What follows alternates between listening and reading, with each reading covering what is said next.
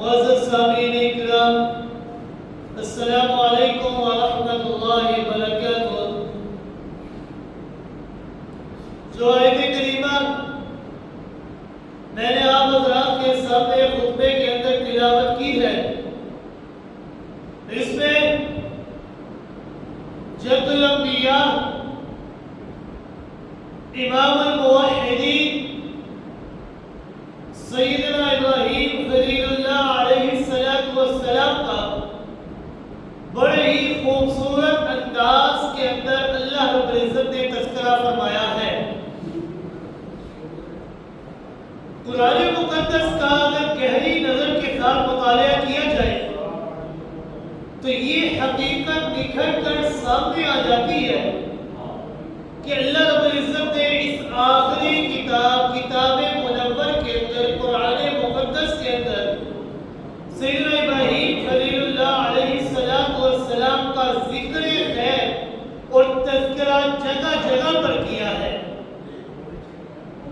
بڑی تفصیل کے ساتھ ان کی سیرت طیبہ کو، ان کی زندگی کے اہم ترین واقعات کو، ان کے دلیرانہ اور بہادرانہ زندگی کو مختلف صورتوں کے اندر بیان فرمایا ہے۔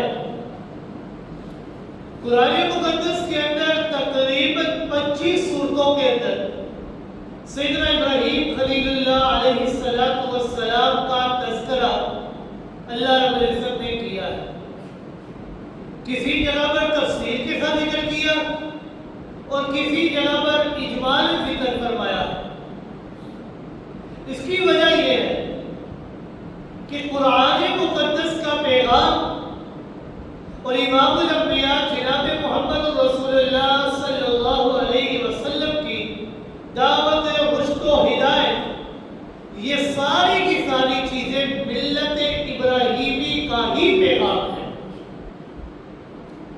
قرآن مقدس کے اندر سیدنا ابراہیم خلیل اللہ علیہ السلام کا تفصیلی تذکرے کی ایک اور وجہ بھی ہے کہ انہیں امام انبیاء کرام کی مقدس جماعت کے اندر ایک امتیازی اور ایک انفرادی حیثیت اور مقام حاصل ہے۔ وہ جد الانبیاء ہے، ان کے بعد امام الانبیاء جناب محمد رسول اللہ صلی اللہ علیہ وسلم تک تمام انبیاء، تمام رسول یہ ان کی ذریت اور اولاد میں سے ہے۔ اس وجہ سے بھی ان کا تذکرہ قرآن مقدس میں بہت بار کیا گیا۔ سیدنا ابراہیم خلیل اللہ علیہ السلام کے 2 بیٹوں نے بہت شہرت پائی، جن کا بہت نام اور آج بھی ان کا نام لیا جاتا ہے۔ ایک کا نام سیدنا اسماعیل علیہ السلام ہے اور دوسرے فرزند اس میں گرامی سیدنا اسحاق علیہ السلام۔ سیدنا اسحاق علیہ السلام کے بیٹے حضرت یعقوب علیہ السلام اللہ کے بڑے ہی برگزیدہ اور اولو العزم پیغمبر تھے، اور آگے ان کے نام پر بیٹے سیدنا یوسف علیہ السلام یہ اللہ کے نبیوں کے اندر شمار تھے۔ ان کے نام پر اللہ رب العزت نے پوری سورہ یوسف بھی نازل فرمائی۔ سیدنا یوسف علیہ السلام، یعقوب علیہ السلام کے 12 بیٹے تھے، اور ان 12 بیٹوں کی اولاد یہ بنی اسرائیل کے 12 قبیلوں میں تقسیم ہوئی، 12 قبیلے کہلائے۔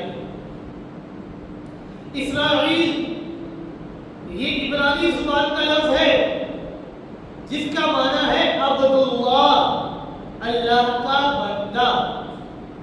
حضرت یعقوب علیہ السلام کا لقب ہے، اور بنی اسرائیل سے مراد حضرت یعقوب علیہ السلام کی اولاد۔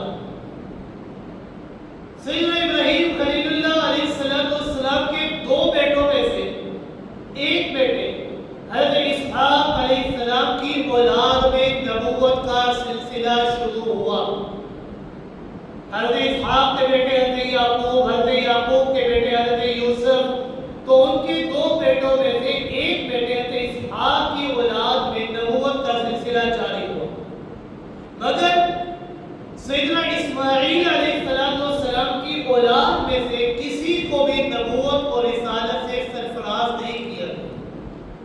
ان کی اولاد، ان کی ذریت میں صرف اور صرف ایک موتی، ایک انمول ہیرا جنہیں خاتم الانبیاء کہا جاتا ہے، جنہیں ساقی کوثر، شافی محشر کہا جاتا ہے، جنہیں امام المرسلین کہا جاتا ہے، محمد رسول اللہ صلی اللہ علیہ وسلم کی صورت میں مبعوث کیا۔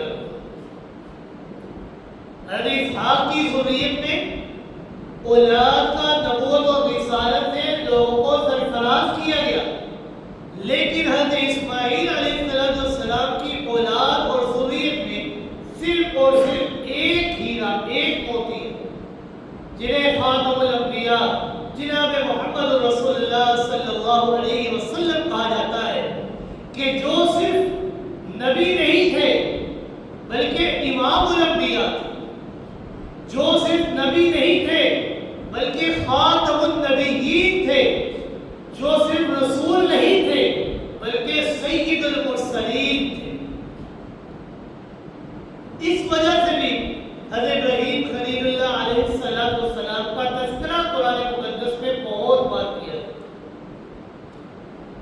سیدنا ابراہیم خلیل اللہ علیہ السلام کا تذکرہ قرآن مقدس میں زیادہ بات کرنے کی ایک اور وجہ ہے، وہ یہ ہے کہ جتنے بھی دنیا کے اندر تمام آسمانی مذاہب، مثلا یہودی ہے، عیسائی ہے، یہ اور مشرکین ہے، یہ جتنے بھی مذاہب ہیں وہ سارے کے سارے حضرت ابراہیم خلیل اللہ علیہ السلام کا بے حد احترام کیا کرتے تھے، ان کی بے حد عزت کیا کرتے تھے۔ وہ تمام لوگوں کی نظروں میں متفق علیہ شخصیت کا درجہ رکھتے تھے۔ یہودی بھی ان کا احترام کرتے، مشرکین بھی ان کا احترام کرتے، عیسائی بھی ان کا احترام کیا کرتے تھے۔ دیکھیے یہود یہ سیدنا موسیٰ علیہ السلام کو تو مانتے تھے، ان کا احترام تو کرتے تھے، مگر سیدنا عیسیٰ علیہ السلام کو نہیں مانتے تھے، ان کو ماننے کے لیے تیار نہیں تھے، ان کو سید الانبیاء تسلیم کرنے کے لیے بالکل تیار نہیں تھے۔ اسی طرح دنیا بھر کے جتنے بھی عیسائی ہیں وہ حضرت عیسیٰ علیہ السلام کو تو مانتے ہیں، لیکن سیدنا موسیٰ علیہ السلام کو ماننے کے لیے ہرگز تیار نہیں، وہ ان کو نبی نہیں مانتے۔ یہ شیوا اور طریقہ اعتدال پسندی کی راہ تو صرف اور صرف اسلام نے دکھائی ہے۔ یہ ان کا شیوا اور طریقہ ہے کہ ایک کو مان لیا دوسرے کا انکار کر دیا، لیکن جو دین اسلام ہے اس نے اعتدال پسندی اور میانہ روی کا رستہ دکھایا، کہ کسی ایک نبی اور کسی ایک رسول کو نہ ماننا گویا کہ تمام انبیاء اور تمام رسولوں کی توہین کرنا ہے۔ دین اسلام نے اور اللہ رب العزت نے ہمیں حکم دیا ہے کہ آپ نے تمام انبیاء، تمام رسولوں کے اوپر ایمان لانا ہے۔ آپ اس وقت تک کامل مومن نہیں ہو سکتے جب تک آپ کسی ایک نبی کا انکار نہیں کریں۔ کسی ایک نبی کا انکار گویا کہ آپ کامل مومن نہیں ہیں۔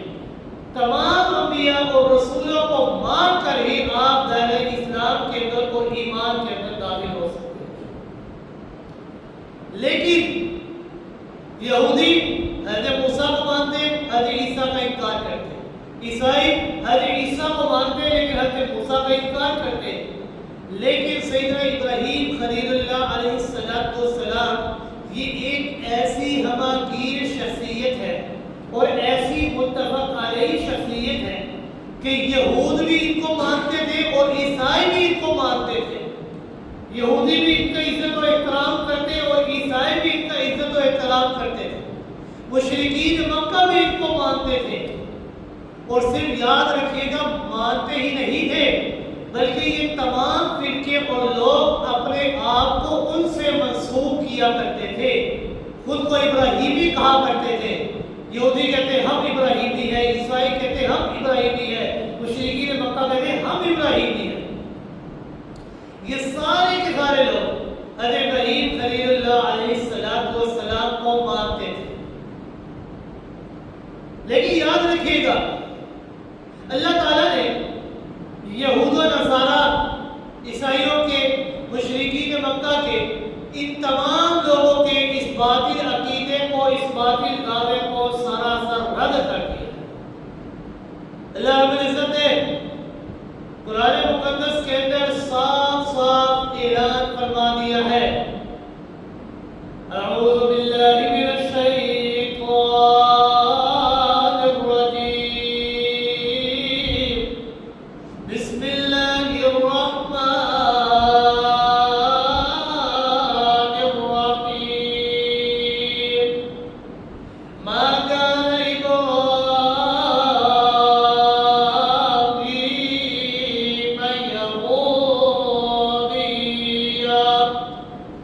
يهوديا ولا نصرانيا ولكن كان حنيفا مسلما ولم يكن من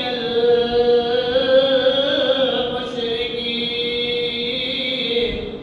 کہ اللہ رب العزت نے فرمایا یہودی کہتے ہیں کہ ہم ابراہیمی ہیں، عیسائی کہتے ہیں کہ ہم ابراہیمی ہیں، مشرکین مکہ کہتے ہیں ہم ابراہیمی ہیں۔ آئیے ان لوگوں کی باتوں کو چھوڑ کر ہم قرآن مقدس سے سوال کرتے ہیں کہ ابراہیمی کون لوگ ہیں، ابراہیمی کن کو کہا جاتا ہے؟ رب کائنات نے جواب دیتے ہوئے فرمایا، ما کان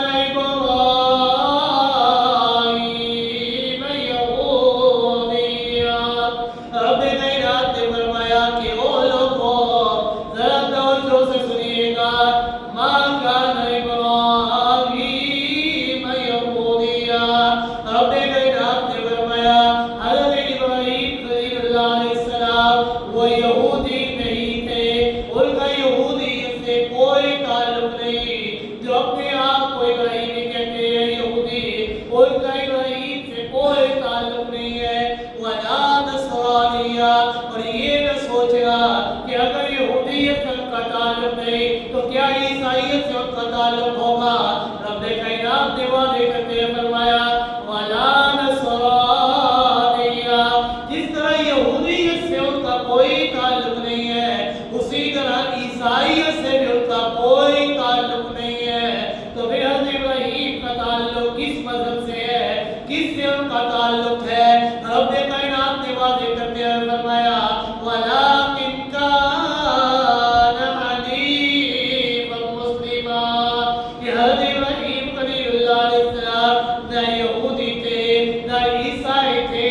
ہاں ان کا تعلق جس مذہب سے ہے، ان کا تعلق جس مسلک سے ہے، وہ اور کوئی نہیں بلکہ ان کا تعلق مسلمانوں سے ہے۔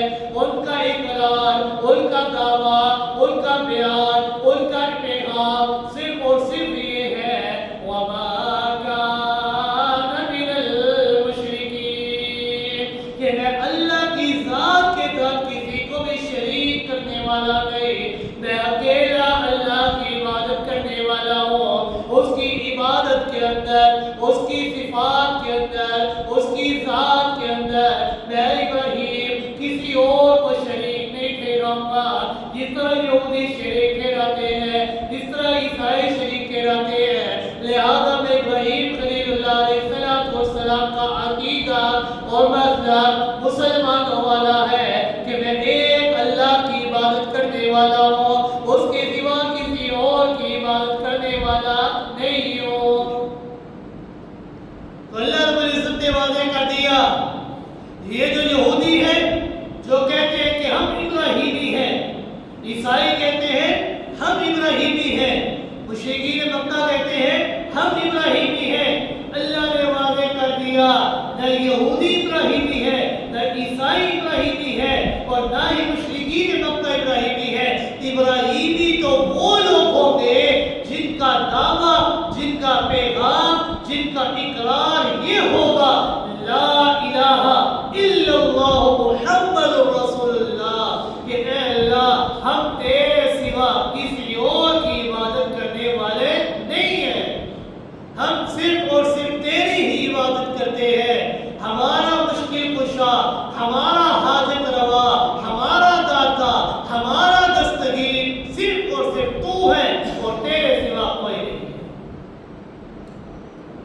حضرت ابراہیم خلیل اللہ علیہ السلام کا تذکرہ قرآن مقدس میں اس وجہ سے بھی زیادہ ہوا، اور ایک اور وجہ ہے، وہ یہ ہے کہ حضرت ابراہیم خلیل اللہ علیہ السلام کے پیغام رسالت پہنچانے میں دعوت توحید کے طریقہ کار کے اندر، دعوت تبلیغ کے راستے میں جتنے دکھ، جتنے مسائل، جتنی تکالیف برداشت کرنے میں حضرت ابراہیم خلیل اللہ علیہ السلام کا مقام ہے، وہ کسی اور نبی کا نہیں ہے۔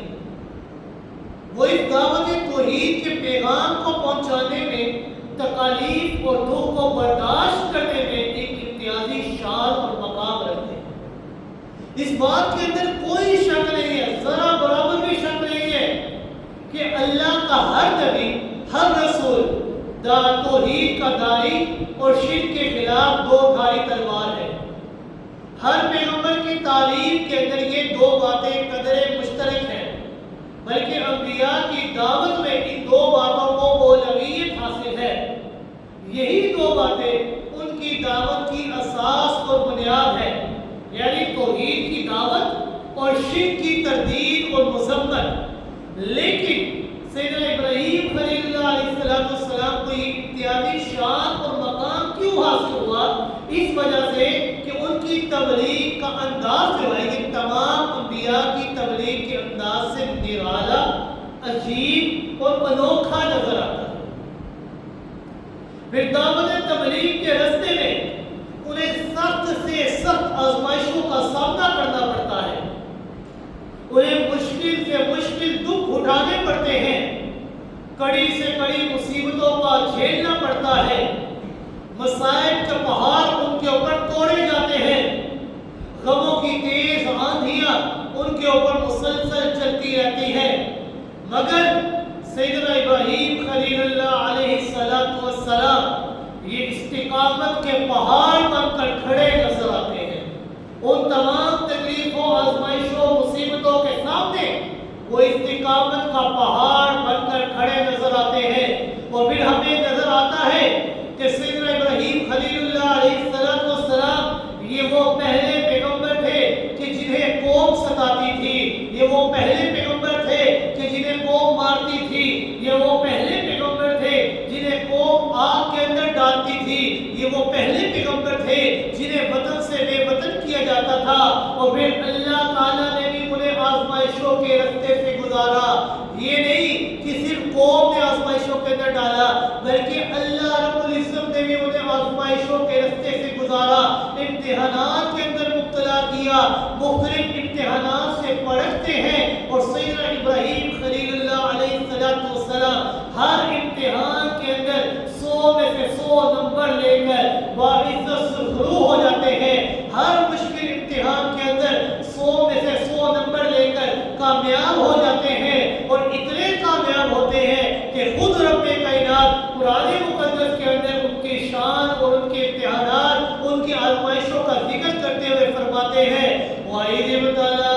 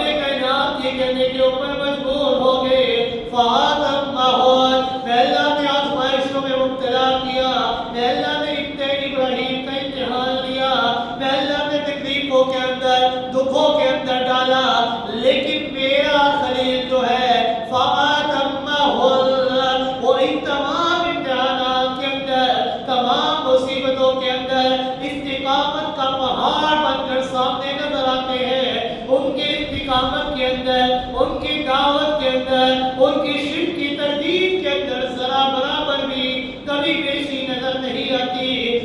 मुखातब माहौल वही तमाम इम्तिहानों के अंदर खड़े नजर आते हैं। قال إني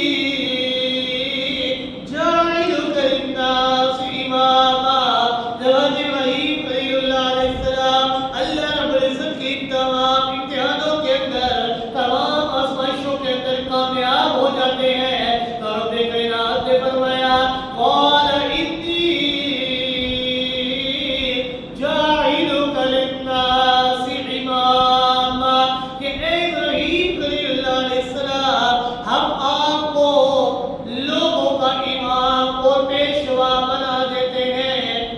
آپ کو اللہ رب العزت نے جد الانبیاء کا مقام اور رتبہ عطا فرمایا۔ رب کائنات نے آپ کو خلیل اللہ کا مقام اور رتبہ عطا فرما دیا کہ میرا خلیل میرا دوست کوئی ہے تو وہ صرف اور صرف ابراہیم خلیل اللہ علیہ السلام ہے۔ یہ سب کس وجہ سے ملا کہ اللہ رب العزت نے آزمائشوں میں مبتلا کیا تو حضرت ابراہیم خلیل اللہ علیہ السلام ان تمام آزمائشوں کے اندر بالکل 100% نمبر لے کر کامیاب ہوئے۔ سیدنا ابراہیم خلیل اللہ علیہ السلام عراق کے ایک ایسے گھرانے کے اندر پیدا ہوتے ہیں کہ جو صرف اور صرف بت پرست نہیں تھا بلکہ وہ بت فروش بھی تھا۔ پورے کا پورا معاشرہ سارے کا سارا ماحول یہ شرک کے تعفن اور بدبو کے اندر زہریلا ہو چکا تھا۔ وقت کا بادشاہ نمرود، اس کے حکومتی اور نمائندے، تاجر و مزدور، عام و خاص، یہ جتنے بھی لوگ تھے وہ سارے کے سارے کواکب پرستی، ستارہ پرستی، آتش پرستی، سورج پرستی، بت پرستی، ان تمام چیزوں کے اندر شرک کے اندر مبتلا ہو چکے تھے۔ ان کا والد نجاری تھا، اپنی قوم کے مختلف قبیلوں اور برادریوں کے لیے لکڑیاں اکٹھی کیا کرتا تھا اور ان لکڑیوں کے بت بنا بنا کر فروخت کیا کرتا تھا۔ پیغمبر جو ہے وہ چونکہ بچپن سے ہی معصوم عن الخطا والعصیان ہوا کرتا ہے، اس کائنات کے اندر اگر خطا گناہ سے اگر کوئی پاک اور معصوم ہے تو وہ صرف انبیاء کی ذات ہے کہ ان سے کبھی کوئی خطا کبھی کوئی گناہ سرزد نہیں ہو سکتا، نہ تو نبوت ملنے کے بعد اور نہ ہی نبوت ملنے سے پہلے۔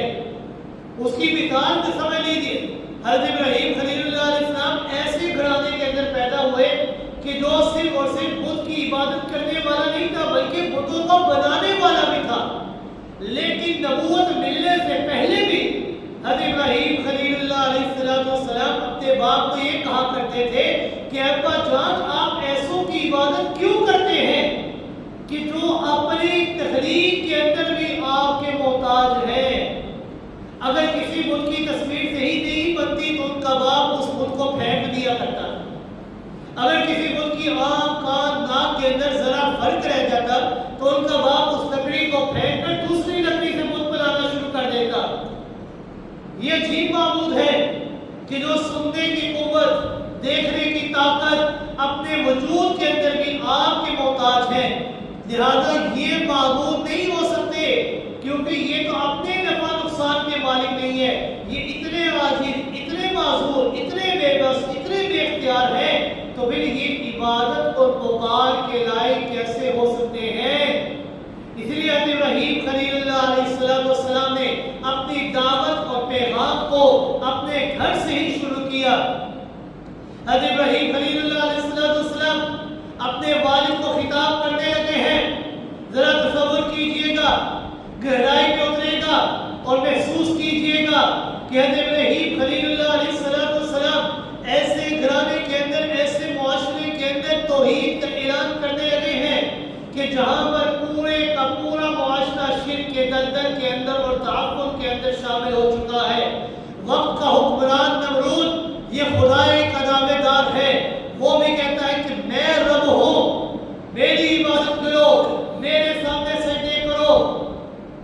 خاندان اور برادری کے تمام افراد وہ بھی سارے کے سارے بت پرست ہیں، دوست، احباب، پڑوسی، محلے داروں میں سے کوئی بھی ایسا نہیں ہے کہ جو توحید جو اللہ کی عبادت کرنے والا ہو، پورے کا پورا شہر، پورے کا پورا علاقہ یہ شرک کے اندر شامل ہے۔ ایک شخص بھی سیدنا ابراہیم خلیل اللہ علیہ السلام کے موقف اور ان کی دعوت اور پیغام کا حامی نہیں تھا۔ کوئی جماعت نہیں تھی، کوئی پارٹی، کوئی گروہ نہیں تھا، پورے ملک کے اندر کوئی ٹھکانہ، کوئی آستہ نہیں تھا۔ حضرت ابراہیم خلیل اللہ علیہ السلام کو یہ بھی نظر آ رہا تھا کہ اگر میرا باپ بگڑ گیا، ناراض ہو گیا، تو اس نے مجھے گھر سے نکال دینا ہے، تو پھر میں کہاں جاؤں گا، کہاں سے کھاؤں گا، مجھے دیکھنے والا کون ہوگا، اس بڑی دنیا کے اندر میرا کون حامی ہوگا، کون حمایتی ہوگا، میرے سر کے اوپر کون شفقت بھرا ہاتھ رکھنے والا ہوگا۔ مگر ان تمام نازک حالات کے اندر بھی حضرت ابراہیم خلیل اللہ علیہ السلام نے کھلے انداز کے اندر، نکھرے ہوئے الفاظ کے اندر اپنے والد کو دعوت دی۔ ذرا سنیے، حضرت ابراہیم خلیل اللہ علیہ السلام نے تبلیغ کے نرالے انداز اور خوبصورت انداز کو بنایا اور اپنے باپ کو کہا۔ اللہ رب العزت نے قرآن مقدس کے اندر اعلان فرمایا، سورہ مریم ہے، آیت نمبر 19 اور 20 ہے کہ رب کائنات نے فرمایا، اِذْ قَالَ لِأَبِيهِ يَا أَبَتِ يَا أَبَتِ لِمَ تَعْبُدُ مَا لَا يَسْمَعُ وَلَا يُبْصِرُ وَلَا يُغْنِي عَنكَ شَيْئًا۔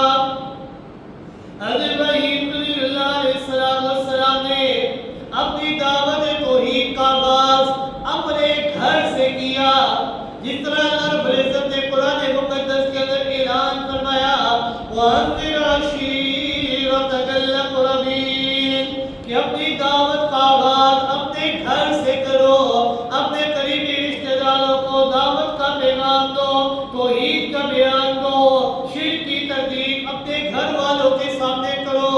حضرت ابراہیم خلیل اللہ علیہ السلام نے بھی اپنے گھر سے، اپنے باپ کے سامنے توحید کا اعلان کیا۔ اس وقت اعلان کیا کہ کوئی ان کا ساتھ دینے والا نہیں تھا، نہ کوئی دوست تھا، نہ ہی کوئی بھائی تھا، نہ ہی کوئی حاکم تھا، نہ ہی کوئی رشتہ دار تھا، کوئی ان کا ساتھ دینے والا نہیں تھا۔ لیکن حضرت ابراہیم خلیل اللہ علیہ السلام نے ان کے سامنے، اپنے باپ کے سامنے توحید کا اعلان کرتے ہوئے فرمایا، اِذْ قَالَ لِأَبِيهِ يَا أَبَتِ لِمَ تَعْبُدُ مَا لَا يَسْمَعُ وَلَا يُبْصِرُ وَلَا يُغْنِي عَنكَ شَيْئًا۔ رب کائنات نے فرمایا کہ حضرت ابراہیم خلیل اللہ علیہ السلام نے فرمایا کہ اے میرے ابا جان، یا ابتی، اے میرے ابا، لِمَ تَعْبُدُ، آپ ایسوں کی عبادت کیوں کرتے ہیں، لِمَ تَعْبُدُ، ایسوں کے سامنے کیوں سجدے کرتے ہیں، ایسوں کے سامنے کیوں جھولیاں پھیلاتے ہیں، لِمَ تَعْبُدُ، ایسوں کے سامنے کیوں اپنے ہاتھوں کو پھیلاتے ہیں، ایسوں کے سامنے کیوں جبین جھکاتے ہیں، ایسوں کے سامنے کیوں اپنی نظروں کو جھکاتے ہیں، کن کے سامنے، ما لا یسمع، کہ جو آپ کی پکار کو سننے والے نہیں ہیں، ولا یبصر، ایسوں کے سامنے کہ جو آپ کو دیکھنے والے نہیں ہیں، ولا یغنی عنک شیئا، ایسوں کے سامنے کہ جو آپ کے نفع نقصان کے بھی مالک نہیں ہیں۔ اے بجان، آپ ایسوں کی عبادت کیوں کرتے ہیں کہ جو نہ تو آپ کو سننے والے، جو نہ آپ کو دیکھنے والے، جو نہ آپ کے نفع نقصان کے مالک ہے، لِمَ تَعْبُدُ، پھر آپ ایسوں کی عبادت کیوں کرتے ہیں؟ آپ کے نفع نقصان کو درکنار، وہ تو اپنی ذات کی بھی نفع نقصان کے مالک نہیں ہے، وہ اپنے وجود کے بھی مالک نہیں ہے، ان کے وجود کو بنانے والے آپ، اگر ذرا برابر کبھی بیشی رہ گئی ناک کے اندر، آنکھ کے اندر، کان کے اندر، تراشتے کے اندر، کسی جگہ پر بھی کوئی کبھی بیشی رہ گئی تو آپ ان کو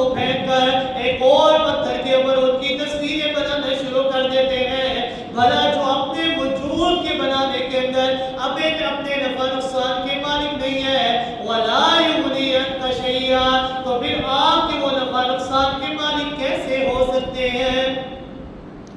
جو اپنے نفع نقصان کے مالک نہیں ہے، جو اپنے وجود کے مالک نہیں ہے، کہ مکھیاں ان کے اوپر بیٹھ جاتی ہیں، مکھیاں ان کے سامنے جو چڑھاوے ہوتے ہیں ان کو کھا جایا کرتے ہیں، کیڑے چڑھ جایا کرتے ہیں، جو اپنے وجود کے اپنی چیزوں کے مالک نہیں ہیں، بھلا وہ آپ کے مالک کیسے ہو سکتے ہیں نفع نقصان کے؟ قرآن مقدس کے اندر انبیاء کرام کی دعوت اور تبلیغ کو بھی بیان فرمایا ہے، اور ان کا انداز تھا اعبد اللہ، کہ اللہ کی عبادت کرو۔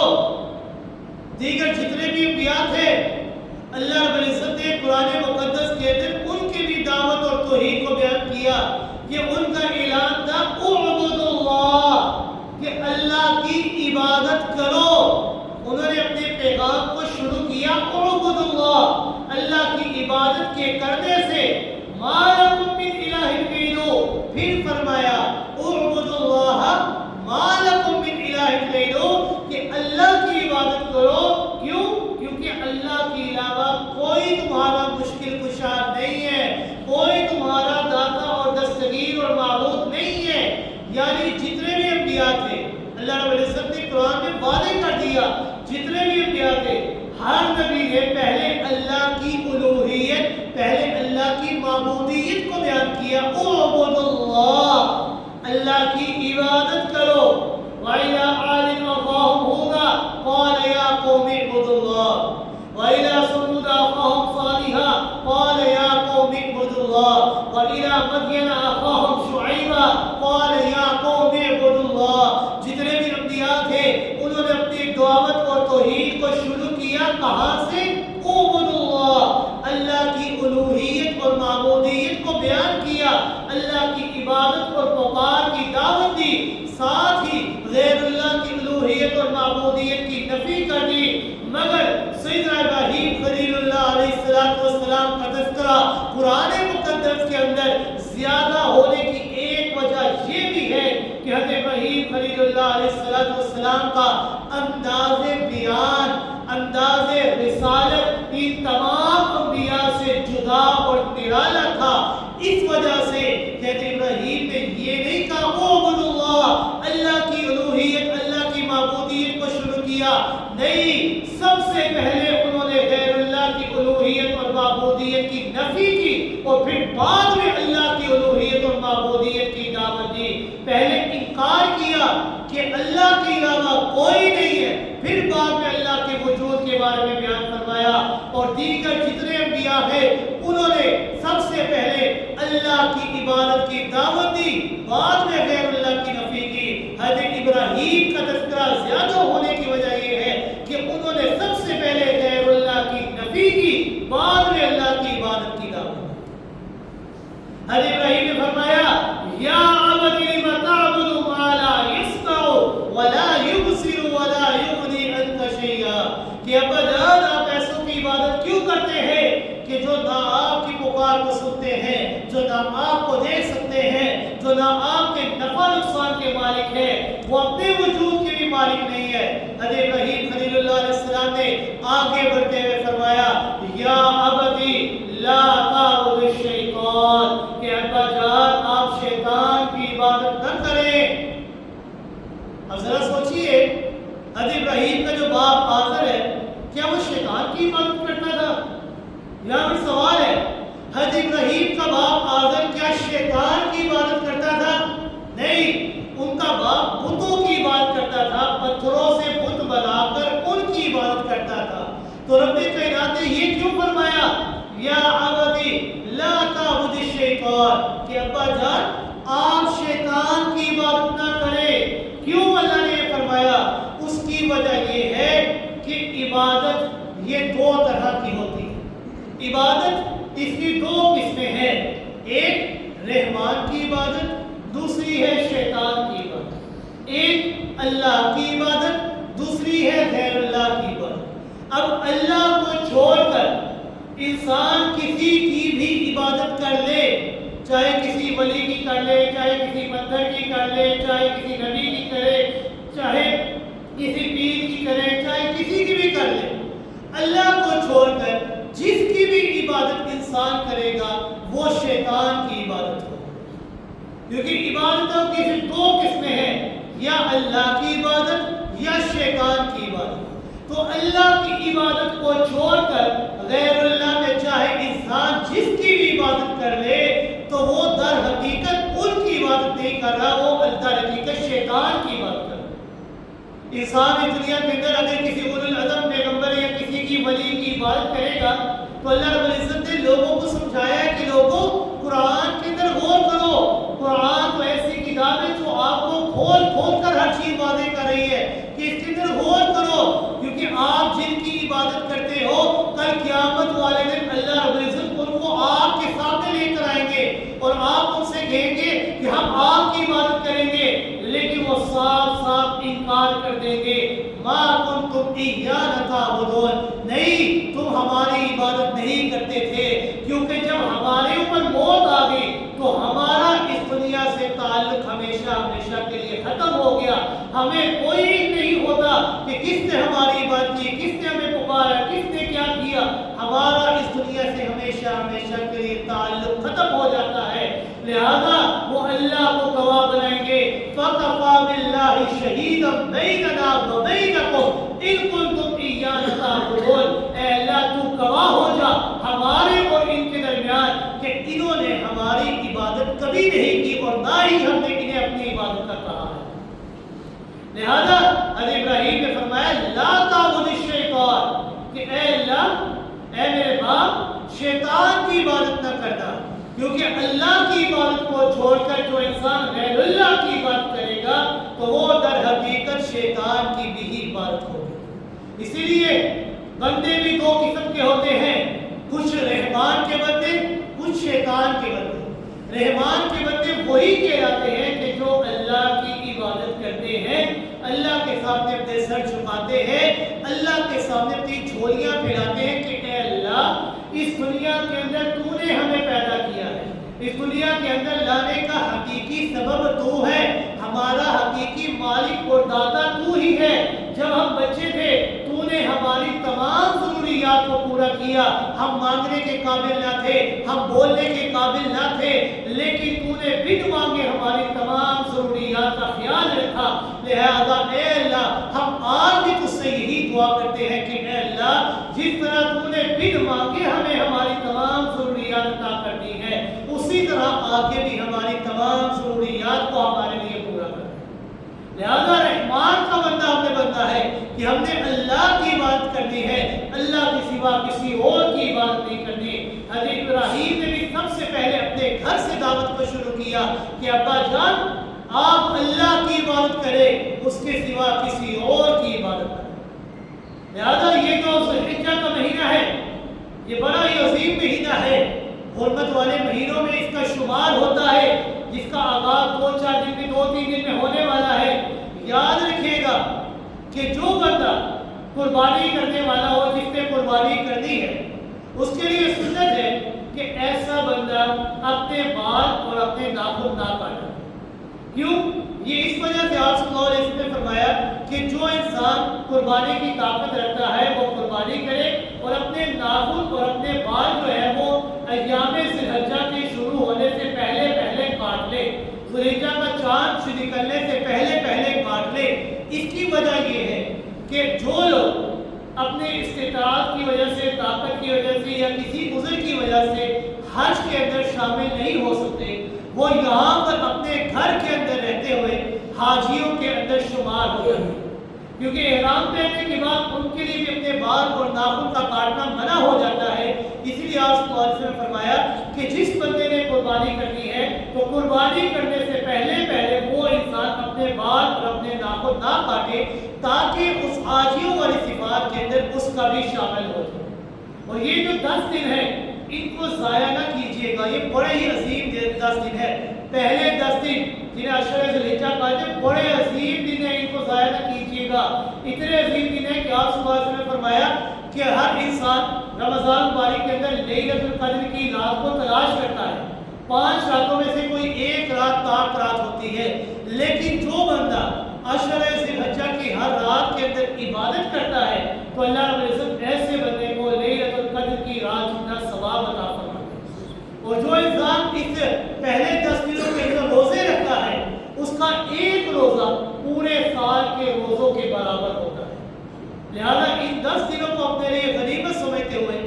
کے اندر خوب اپنے رب کی عبادت کرے، خوب اپنے رب کو راضی کرے۔